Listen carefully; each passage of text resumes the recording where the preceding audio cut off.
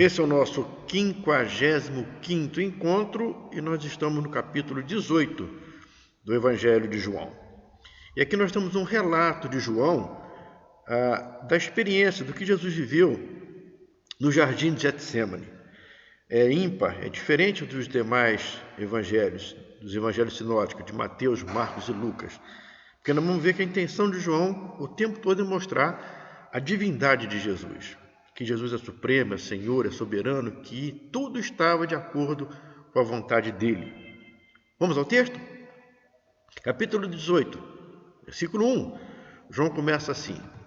Tendo Jesus dito essas coisas, que coisas? A oração sacerdotal que nós vimos no capítulo anterior. Saiu juntamente com seus discípulos para o outro lado do ribeiro de Cedron, onde havia um jardim, e ali entrou com eles. E Judas, o traidor, também conhecia aquele lugar, porque Jesus ali estivera muitas vezes com seus discípulos. Tendo, pois, Judas recebido a escolta e dos principais sacerdotes fariseus alguns guardas, chegou a este lugar com lanternas, tochas e armas. Sabendo, pois, Jesus todas as coisas que sobre ele haviam de vir, adiantou-se e perguntou-lhes: a quem buscais? Responderam-lhe: a Jesus, o Nazareno. Então Jesus lhe disse: sou eu. Ora, Judas, o traidor, estava também com eles. Quando, pois, Jesus lhes disse: sou eu, recuaram e caíram por terra. Jesus de novo lhes perguntou: a quem buscais? Responderam: a Jesus, o Nazareno. Então lhes disse: eu já vos declarei que sou eu. Se é a mim, pois, que buscais, deixa estes ir, ou deixa ir estes, para que se cumprisse, para que se cumpra a palavra que dissera, não perdi nenhum dos que vos me deste, não perdi nenhum dos que me deste. Então Simão Pedro, puxou a espada que trazia e feriu o servo do sumo sacerdote, cortando-lhe a orelha direita. E o nome do servo era Malco. Mas Jesus disse a Pedro: mete a espada na bainha. Não beberei, porventura, o cálice que o Pai me deu? Não beberei eu, porventura, o cálice que o Pai me deu? A narrativa de João, do momento em que Jesus foi preso, é um pouco diferente da relatada pelo sinótico. João não fala nada sobre o beijo que Judas deu em Jesus como símbolo da traição. Não fala nada da agonia do Senhor Jesus que antecedeu esse momento, onde os demais evangelistas nos dizem que a agonia foi tanta que ele chegou a transpirar e havia sangue no seu suor. Porque o objetivo de João é provar o tempo todo a divindade de Cristo. João retrata aqui a superioridade de Jesus. Jesus não se abaixou, ele estava ali como o Senhor Supremo. Jesus sabia exatamente, ele tinha completo conhecimento do que ia acontecer. Então ele não se refugiou no jardim, ele se entregou no jardim. Se entregou no jardim em obediência à vontade de Deus. Interessante que foi no jardim, onde Adão cedeu e cometeu o primeiro pecado da humanidade. E agora é no jardim que o Senhor Jesus não cede e cumpre a vontade do Pai. Mesmo dizendo, se for possível, passe de mim esse cálice, mas seja feita a tua vontade. Foi no jardim que o Senhor Jesus venceu a tentação, a agonia, a dor, coisa que o homem, o Adão, não conseguiu fazer. Jesus não se escondeu, ele se entregou. A palavra Getsêmani significa prensa de azeite, o local onde as azeitonas eram prensadas para extrair o azeite. E esse jardim fica muito perto de Jerusalém. O caminho que o Senhor Jesus fez foi sair do cenáculo, desceu a cidade de Jerusalém, saiu da cidade, desceu o vale de Cedron, e logo no comecinho da subida do Monte das Oliveiras, logo no comecinho, fica esse jardim. Então nós temos o jardim de Getsêmani e logo na sequência o Monte das Oliveiras. A cidade ficava bem perto desse local, não era longe. E a cidade por si estava lotada. Lembre-se, era a época da festa da Páscoa, a principal festa do calendário judeu.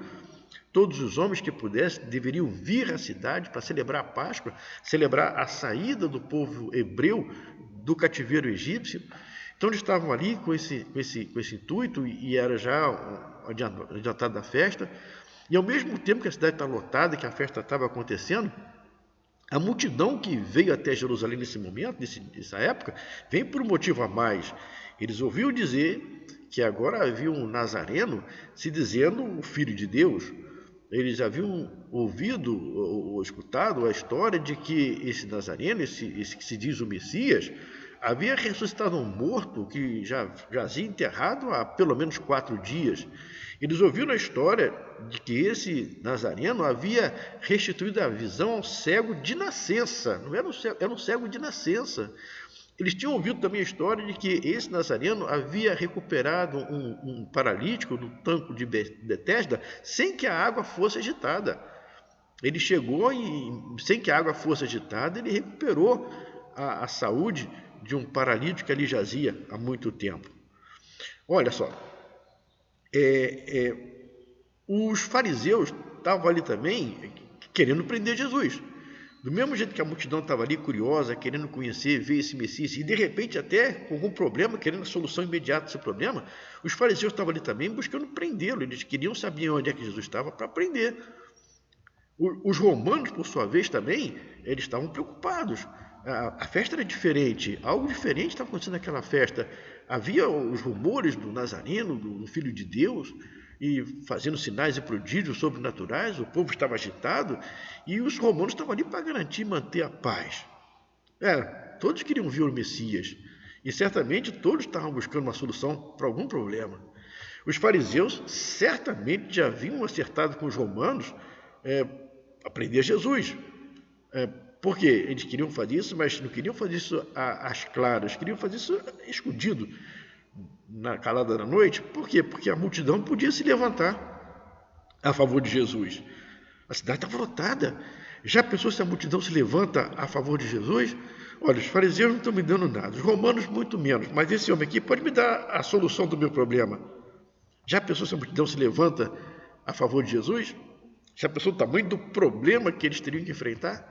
Daí a ideia de prender Jesus longe dos olhares do povo.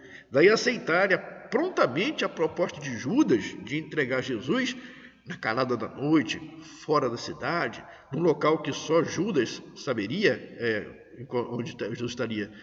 Então, Jesus facilita as coisas para eles.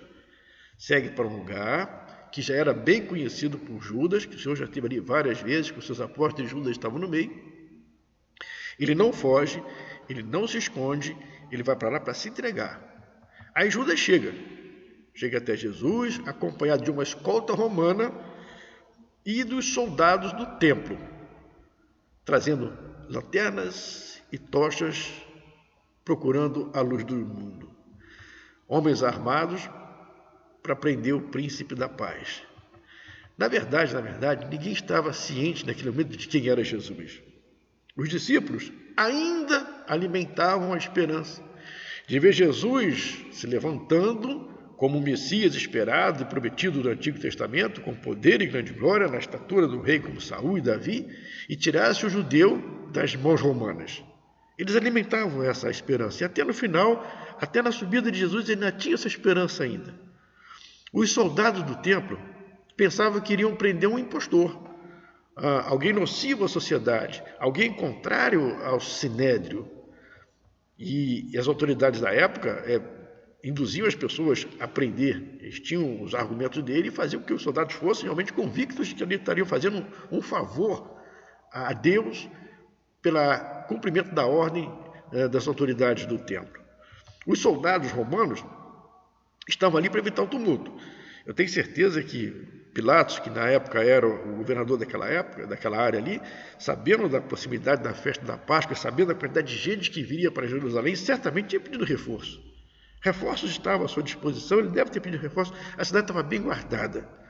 E esses soldados estão ali para fazer o quê? Evitar tumulto, evitar confusão. E Judas?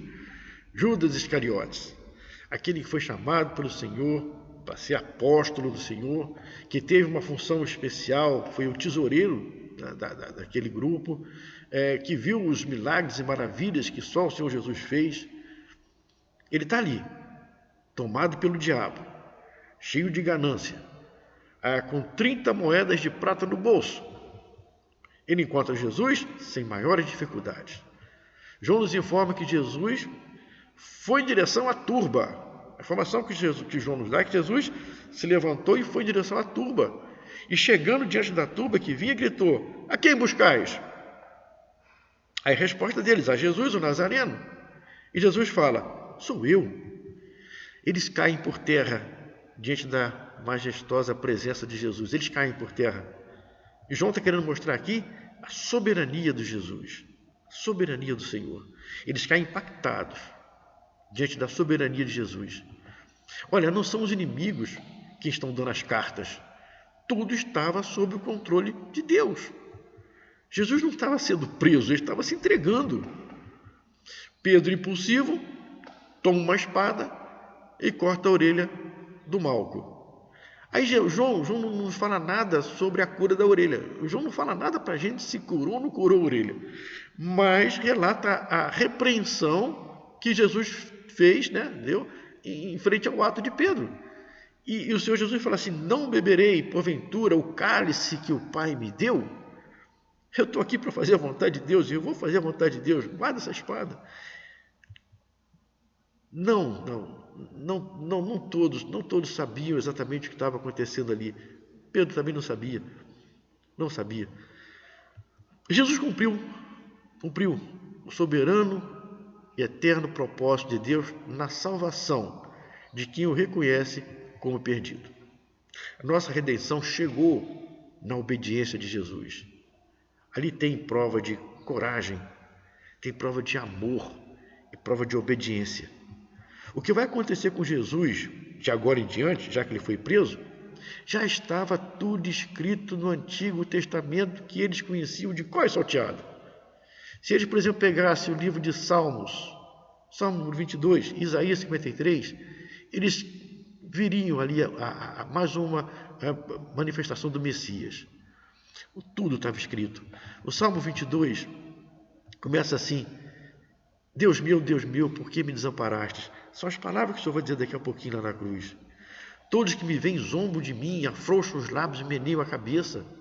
Confiam no Senhor? Livre-o, salve-o, pois nele tem prazer. Não te distancie de mim, porque a tribulação está próxima, não há quem me acuda. Derramei-me como água, todos os meus ossos se desconjuntaram, meu coração fez-se como cera, derreteu dentro de mim, secou-se o meu vigor, como um caco de barro, e a língua se me pega ao céu da boca. Assim me deitas no pó da morte. Cães me cercam, uma súcia de malfeitores me rodeiam, transpassaram-me as mãos e os pés. Posso contar todos os ossos do meu corpo, eles estão me olhando, eles estão me encarando. Repartem entre si as minhas vestes, sobre a minha túnica deitam sorte. Estava escrito no Salmo 22, que eles cantaram tantas vezes. E aqui está um retrato do que vai acontecer com o Senhor Jesus daqui para frente. Isaías 53 dá mais detalhes ainda. O profeta Isaías fala para a gente: não tinha aparência nem formosura daquele cenário. Olhamos-nos e nenhuma beleza havia que nos agradasse da cena que eles iriam ver. Era desprezado e o mais rejeitado entre os homens. Certamente ele tomou sobre si as nossas enfermidades e as nossas dores levou sobre si. E nós o reputávamos por aflito, ferido de Deus e oprimido. Mas ele foi transpassado pelas nossas transgressões e moído pelas nossas iniquidades. O castigo que nos traz a paz estava sobre ele, e pelas suas pisaduras fomos sarados. Todos nós andávamos desgarrados como ovelha, cada um se desviava pelo seu caminho, mas o Senhor fez cair sobre ele a iniquidade de todos nós. Ele foi oprimido, humilhado, mas não abriu sua boca. Como cordeiro foi levado ao matadouro, e como ovelha muda perante seus tosqueadores, ele não abriu a boca. Por juízo e opressor foi arrebatado, e da sua linguagem quem se fez conta, quem cogitou? Porquanto foi cortado da terra dos viventes, por causa da transgressão do meu povo foi ele ferido. Designaram-lhe uma sepultura com os perversos, mas com o rico esteve na morte, posto que nunca fez injustiça, nem dolo algum se achou em sua boca. Todavia, ao Senhor agradou moê-lo, fazendo enfermar. Quando der ele a sua alma como oferta pelo pecado, verá a sua posteridade, prolongará os seus dias, e a vontade do Senhor prosperará nas suas mãos. Ele verá o fruto do penoso trabalho de sua alma e ficará satisfeito. O meu servo o justo, com o meu conhecimento, justificará a muitos, não a todos, a muitos, porque as iniquidades deles levará sobre si. Por isso, eu lhe darei muito com a sua parte, eu lhe darei muitos com a sua parte, eu lhe darei muitos com a sua parte, não todos. E com os opressores repartirá ele os despojos, porquanto derramou a sua alma na morte, foi contado com os transgressores, contudo levou sobre si o pecado de muitos, e pelos transgressores intercedeu. Quando ele fala, perdoai-os, Pai, eles não sabem o que fazem. Contado com os transgressores, tinha um na direita e um na esquerda. E ele ainda intercede pelos seus algozes. Tudo o que estava acontecendo ali no Getsêmani e o que iria acontecer dali em diante, tudo já estava escrito, já estava dentro dos propósitos de Deus. Tudo foi feito para a nossa redenção. Tudo foi feito para a nossa justificação. Tudo foi feito para a nossa salvação. A nós, para nós ficou a parte mais fácil. Para nós ficou apenas o fato de você aceitar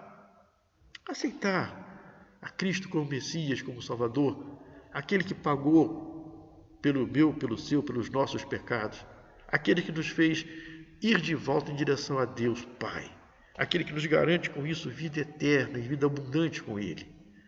Agradecer porque Ele fez tudo isso por nós, por amor.